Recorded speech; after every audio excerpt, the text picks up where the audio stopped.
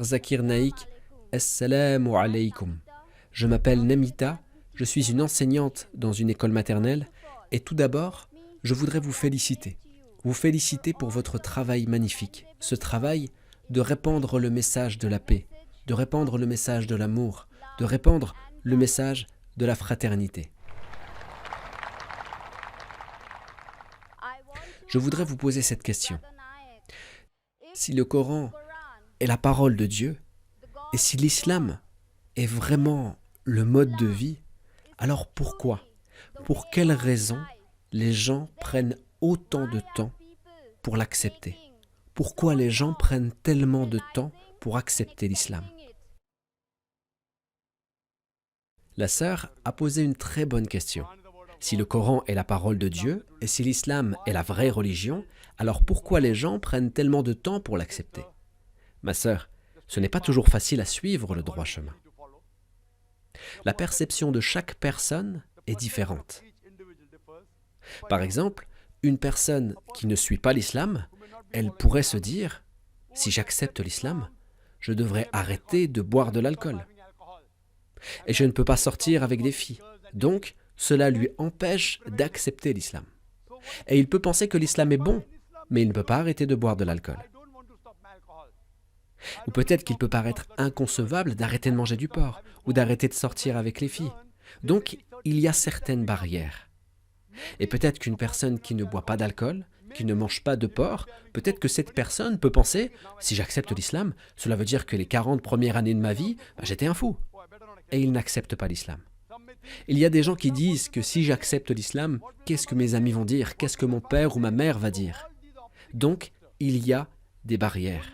Seulement, si vous surmontez ces obstacles, vous pouvez accepter la vérité. Donc, vous devez vous rendre compte que le message de l'islam est très clair et logique. Mais il y a aussi des autres choses dans ce qui peut être des barrières, des barrages. Une personne doit être forte. Si c'est la vérité, je vais l'accepter. Même si je dois quitter mes amis non musulmans. Et, ma sœur, crois-moi, c'est juste une perception. Je connais beaucoup de non-musulmans qui ont accepté l'islam et ils ont toujours leurs anciens amis. Les gens me disent « Zakir, ne parlez pas d'islam aux non-musulmans, sinon tu perdras tes amis non-musulmans. » J'ai aussi des amis non-musulmans qui m'apprécient. Comme vous, vous êtes non-musulmane, mais vous m'appréciez. Et mon travail est de présenter la vérité. Et une autre chose, le Coran mentionne clairement dans Sourate 2, verset 256, « Nulle contrainte en religion, car le bon chemin s'est distingué de l'égarement. » Ma sœur, notre devoir est de présenter la vérité. Si une personne l'accepte ou pas, c'est sa décision. Si Dieu Tout-Puissant aurait voulu, tout le monde aurait accepté la vérité. C'est très facile pour lui. C'est mentionné dans le Coran, dans Sourate 10, verset 99. Si ton Seigneur l'avait voulu, tous ceux qui sont sur la terre auraient cru. Donc, c'est très facile pour Dieu. Mais dans ce cas, où est le test? Allah dit dans le Coran, Sourate 67, verset 2, « Celui qui a créé la mort et la vie afin de vous éprouver et de savoir qui de vous est le meilleur en œuvre, et c'est lui le puissant, le pardonneur. » Donc cette vie est un test pour l'au-delà. Et ce n'est pas évident que si une personne comprend la vérité, elle va la suivre forcément. Il y a des gens qui suivent 80% ou 90%, mais il y a très peu de gens qui suivent 100%. Même les musulmans ne suivent pas 100%. Il y a des musulmans avec de mauvaises habitudes, mais ils sont musulmans.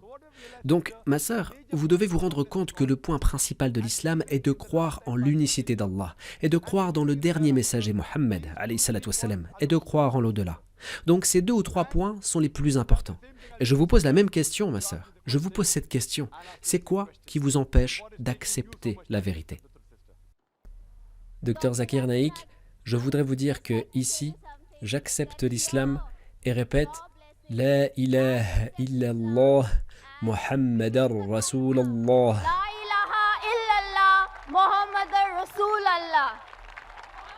Mashallah, ma sœur, qu'Allah vous bénisse et vous accorde Jannah, le paradis. On vous accueille dans l'islam.